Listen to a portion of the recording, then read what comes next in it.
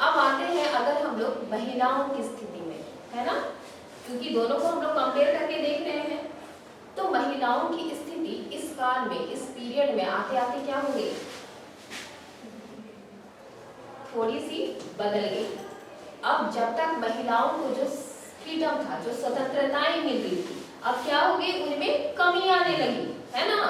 अब जो उनको जो शादी के बाद जो अधिकार थे कि यज्ञ में बैठने का अधिकार, संपत्ति में अपने फादर की जो संपत्ति होती थी उन पे अधिकार, तो उन सबसे अब उनको क्या कर दिया गया, वंचित कर दिया गया।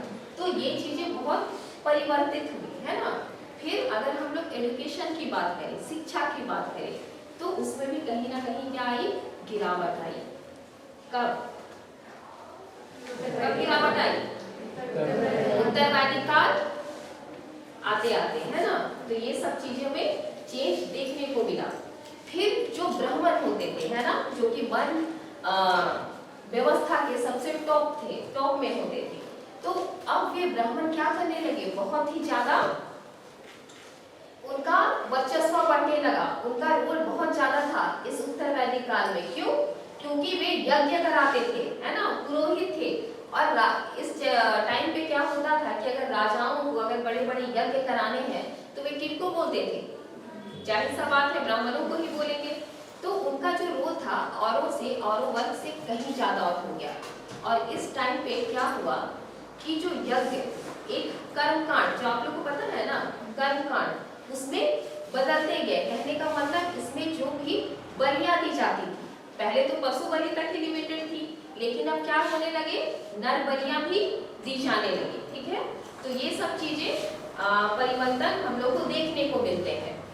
फिर और एक चीज अगर हम लोग कंपेयर करेंगे वैदिक पीरियड की, तो उस टाइम पे आप लोगों ने उपनयन संस्कार अभी तक नहीं बोले हैं, ठीक है। तो उपनयन संस्कार की अगर हम लोग बात करेंगे तो वैदिक काल, उत्तर वैदिक काल में देखने को हमें मिलता है। और कोई बता सकता है ये उपनयन संस्कार क्या था?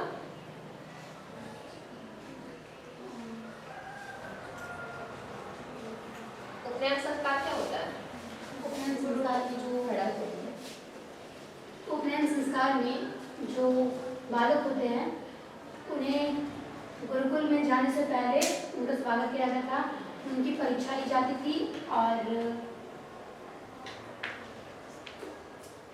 उन्हें गुरुकुल में प्रवेश लेने के लिए परीक्षा देना पड़ता था। और कुछ बातें सिखाई जाती थी जो गुरुकुल में अच्छा, वो अलग हो जाएगा। जैसे कि हम लोग अगर बात करते हैं इस उत्तर वैदिक काल में वर्णाश्रम सिस्टम, है ना, वर्णाश्रम व्यवस्था। तो एक बार पिछले क्लास में हम आप लोग से जिक्र किए थे कि इसमें 4 होते हैं वर्णाश्रम व्यवस्था में। एक कौन सा था? ब्रह्मचर्य। दूसरा क्या था? गृहस्थ। तीसरा क्या था? वानप्रस्थ। और चौथा क्या था? संन्यास।